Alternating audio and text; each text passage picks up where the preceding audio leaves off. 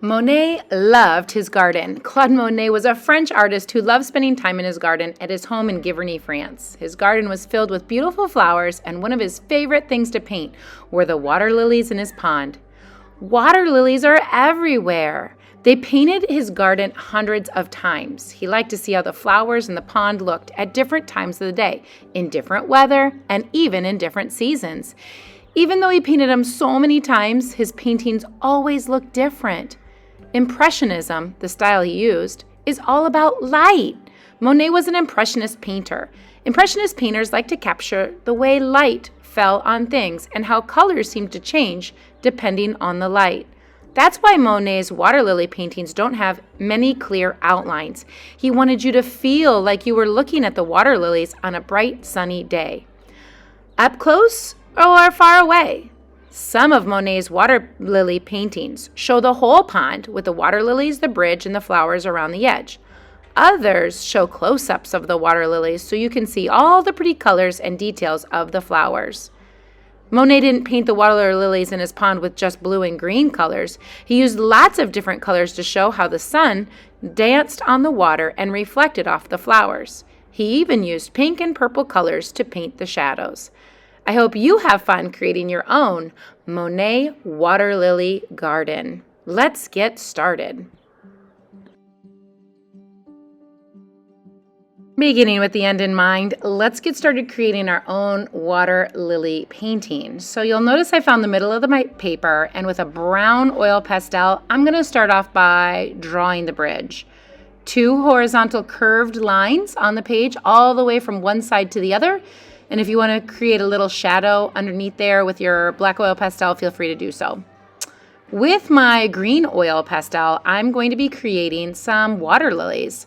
You'll notice that the water lilies change in size.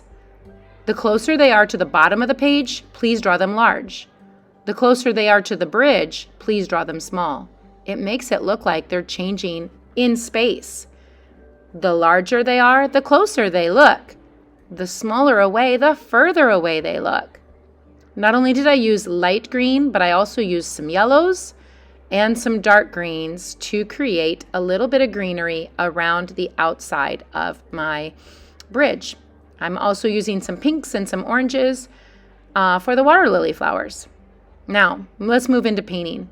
Grab some watercolor markers and put some watercolor paints, our markers onto a bag.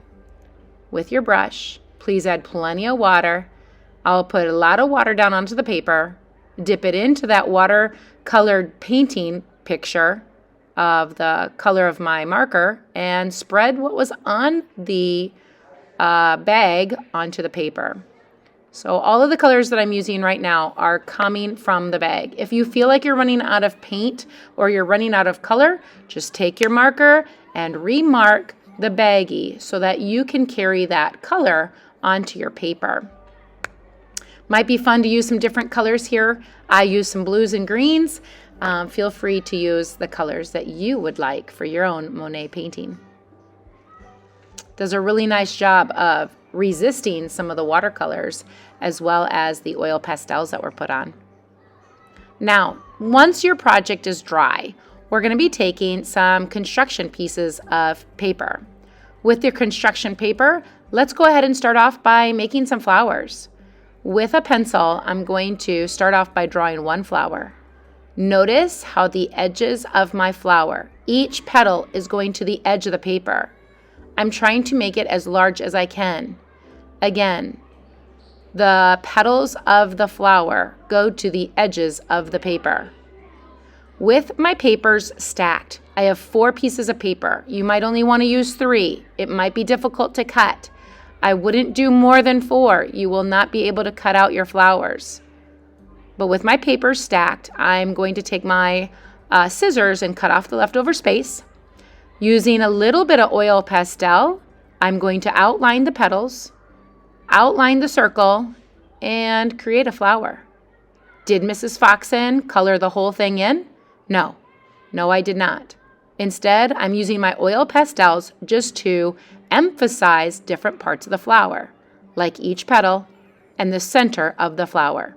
You're not required to color the whole flower in, but please do the shapes of the flower. Circle for the center, the stems or the petals for each of the flower, and then obviously feel free to use colors that are next to each other on the color wheel when you create your flowers. Warm colors or cold colors. Like on this one, you'll notice I use my yellows, oranges, and reds because they're all warm. On the brown one, I use purples and blues. They are cold colors. Warm colors and cold colors.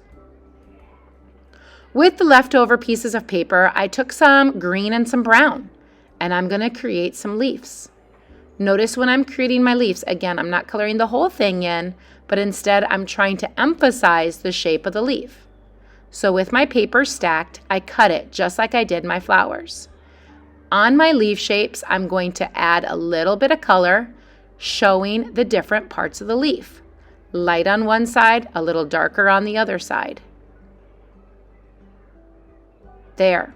This does a really nice job of emphasizing the shape of the leaf. You do not have to color the entire thing in, just add a little bit of highlights, that impressionist style, so that your project is not just one color of green, but multiple colors of green. Again, I only use this on my brown and on my green papers. Okay, here's another type of flower. I was thinking some bell kind of flowers like bluebells or purple bells, and by putting on a few dots in a stem, gave me another flower, or maybe even some cattails. I can draw any kind of flower that I want.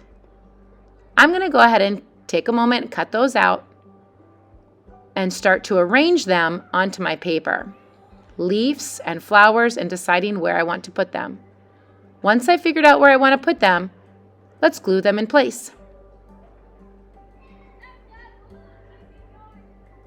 Once I find out what I like when they're glued down, I love the way this turned out. Thanks for watching and happy art making!